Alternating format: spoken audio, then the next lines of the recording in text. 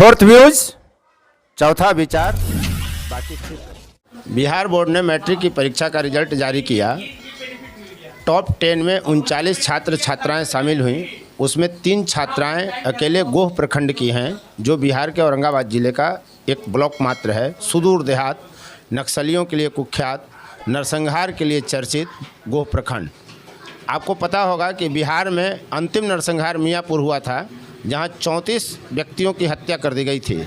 उसी मियाँपुर के इलाके में गोह है, और हम आज आपको मिलवाते हैं।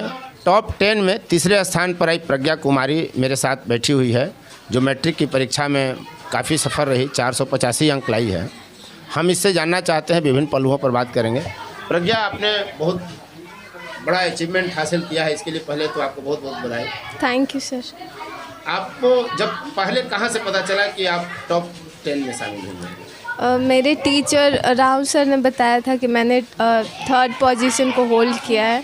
उसमें बहुत खुशी हुई थी, और मैं बहुत खुश हूँ कि मैंने 3rd पोजीशन को होल्ड किया है। सबसे पहले मतलब वहाँ से जानकारी हुई? Yes sir. और अखबार में तो पहली बार फोटो छपा होगा? हाँ, जब बुलाया गया था वेरिफिकेशन के लिए, तो उस समय भी छपा था। और आज पहली बार तस्वीर आपकी अखबार में छपी। यस। कैसा लगा अखबार में छपने पर? अखबार में नाम छपवाने के लिए लोग क्या क्या करते हैं।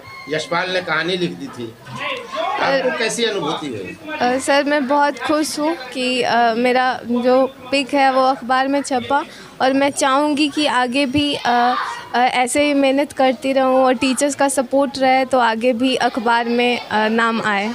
किस स्कूल की छात्रा हैं आप? सर, मैं मेरे गांव में ही स्कूल है, उत्क्रमित माध्यमिक विद्यालय, वहीं की छात्रा हूँ।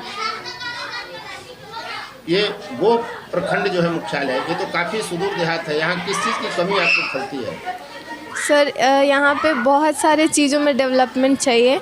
हम लोग बहुत ही लकी हैं कि हम लोगों को टीचर्स का बहुत अच्छा सपोर्ट मिला इस कोविड के टाइम पे। हमारे जो कोचिंग इंस्टीट्यूट के टीचर्स थे, KBM क्लासेस के, वो लोगों ने बहुत हेल्प किया। उन लोगों के वजह से ही स्कोर इतना अच्छा कर पाए हैं हम लोग, और उन लोगों को इसके लिए thank you.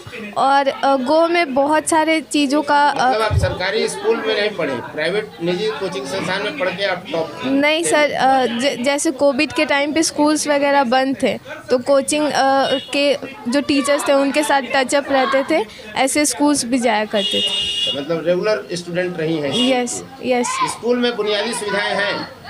Yes sir, school में सारे सब्जेक्ट्स के टीचर्स हैं।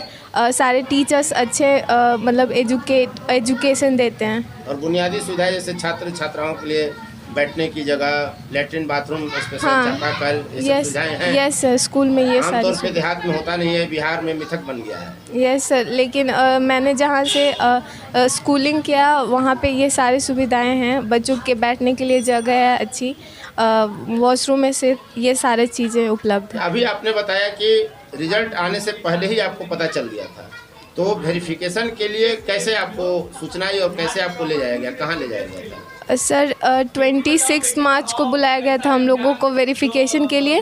हम लोगों को कॉल आया था, फ़ोन कॉल आया था बोर्ड ऑफिस से। वहाँ पे बोला गया था कि आप लोग को 26 मार्च को आना है वेरीफाई करने के लिए। जो भी बच्चे टॉप 10 के लिस्ट में, टॉपर लिस्ट में हैं, उनको बुलाया जाता है और उनसे कुछ क्वेश्चंस किए जाते हैं, उसका आंसर्स देना होता है। क्वेश्चन पूछा गया था? वही सब्जेक्ट रिलेटेड टोटल 12 क्वेश्चन पूछे गए थे। 6 सब्जेक्ट्स थे, 6 से 2-2। जैसे मैथ्स में ट्रिगो से रिलेटेड क्वेश्चंस थे, साइंस से क्रॉस पॉलिनेशंस वगैरह पूछे गए थे। कौन ले गया था आपको वहाँ वेरिफिकेशन के लिए पटना? मेरे पेरेंट्स और मेरे टीचर। अच्छा, पदाधिकारी लोग नहीं आके ले गए थे? नहीं, वहाँ से कॉल आया था, और आप वहाँ पे यहाँ से कोई भी गाड़ी करके जाओ, वहाँ आपको उसका पेमेंट दिया जाता है। ये वेरिफिकेशन क्यों किया जाता है, ये जानती हैं? यस सर, जो हुआ था कुछ समय पहले ही, जो टॉपर रही हुई हैं, रूबी रॉय, ये सब इंटर टॉपर रही हैं, तो वो लोगों के कारण कुछ प्रॉब्लम हो गया था। तो अब रूबी कुमारी के समय जो विवाद हुआ था उसके कारण? यस सर, उस समय से वेरीफाई होता है टॉपर्स जो भी आते हैं, ताकि कोई भी गलत डिसीजन ना लिया जाए। आप अपने डिसीजन से संतुष्ट हैं? Yes sir. या लगता है कि और नंबर आना चाहिए था? अगर आता तो बहुत अच्छा रहता, लेकिन मैंने जो भी स्कोर किया मैं सेटिस्फाइड। कैसे तैयारी करती थी आप? सर अभी कोविड था तो ज़्यादा ऑनलाइन पे ध्यान दिया जाता था और टीचर्स के टच में रहा करती थी। उसके बाद सेल्फ स्टडी 4 से 5 घंटे और जो भी मतलब एक रूटीन बनाकर, जैसे अब घंटे से नहीं पढ़ाई होता है, घंटे से अब डिसाइड कर लो तो प्रेशर हो जाता है कितना घंटे पढ़ना। मतलब जब भी मौका मिला पढ़ने बैठ गए, दूसरा कोई काम नहीं, पढ़ाई के अलावा कोई काम नहीं, जैसे ऐसा नहीं था कि सिर्फ पढ़ना ही है, जो एक्स्ट्रा वर्क्स होते हैं मम्मी ये सब का हेल्प हो गया। और अच्छा, मम्मी का हेल्प किचन में भी करती थी? यस सर, हेल्प किया करती थी मम्मी का भी और साथ साथ पढ़ाई भी। गोल क्या है आपका, लक्ष्य क्या है आपका? सर मैं डॉक्टर बनना चाहती हूँ। क्यों? मेरा इंटरेस्ट है डॉक्टर में, डॉक्टर्स मेडिकल लाइन में मेरा बहुत इंटरेस्ट है। बहुत खतरनाक माना जाता है, 24 घंटे काम करना पड़ता है। सर काम तो सारे फील्ड में करने होते हैं, कोई भी प्रोफेशन ऐसा नहीं है जिसमें काम नहीं करना होता है। डॉक्टर एक ऐसा फील्ड नहीं है जिसमें काम करना होता है, इसलिए काम तो सब में करना होता है। मुझे इसलिए पसंद है कि एक ऐसा प्रोफेशन है जिसमें आप लोगों को सेवा कर सकते हो। अब तो डॉक्टर को दूसरा भगवान कहा जाता था, लेकिन अब तो उसको सेवा रूप में नहीं देखा जाता है। सर जो दूसरा भगवान डॉक्टर्स को बोला जाता है वो भगवान का दर्जा तो दिया जाता है, वो डॉक्टर्स को निभाना चाहिए। और मैं भी चाहूँगी कि फ्यूचर में मैं भी एक ऐसी डॉक्टर बनूँ जो लोगों की सच में सेवा करे, लोगों को सेव करे एज अ। अपने हम उम्र बच्चों के लिए तुम्हारा क्या संदेश है? सर उन लोगों के लिए संदेश देना चाहूँगी कि आप अपने लाइफ में जो भी डिसाइड करो उस पर कंटिन्यू रहो, उस पे फोकस्ड रहो और लाइफ में कोई भी मुसीबत आए उसको डील करने की क्षमता रखो। अपने ऊपर विश्वास सबसे बड़ा पॉइंट होता है, अगर अपने आप पे विश्वास है तो आप सक्सेस कर पाओगे। और कुछ बच्चे असफल होने के कारण आत्महत्या की तरफ बढ़ जाते हैं, इस पर तुम क्या कहोगे? सर ये बहुत ही रॉन्ग डिसीजन है, क्योंकि हम लोगों को सिखाया जाता है बचपन से ही कि जो फेल्योर होता है वो सक्सेस का की माना जाता है। अगर आप असफल हुए हो तो उसको अपना चाबी बनाओ अपनी सफलता का। वो सुसाइड कोई डिसीजन सही नहीं है, वो बहुत ही गलत डिसीजन है। और मैं ये बताना चाहूँगी कि जो भी फेल किए हैं या फिर अपने लाइफ में सक्सेस नहीं पाए हैं वो कोशिश करते रहें, क्योंकि कोशिश करने वालों की कभी हार नहीं होती है। अगर आप कोशिश करते हो तो आप ज़रूर सक्सेस पाओगे।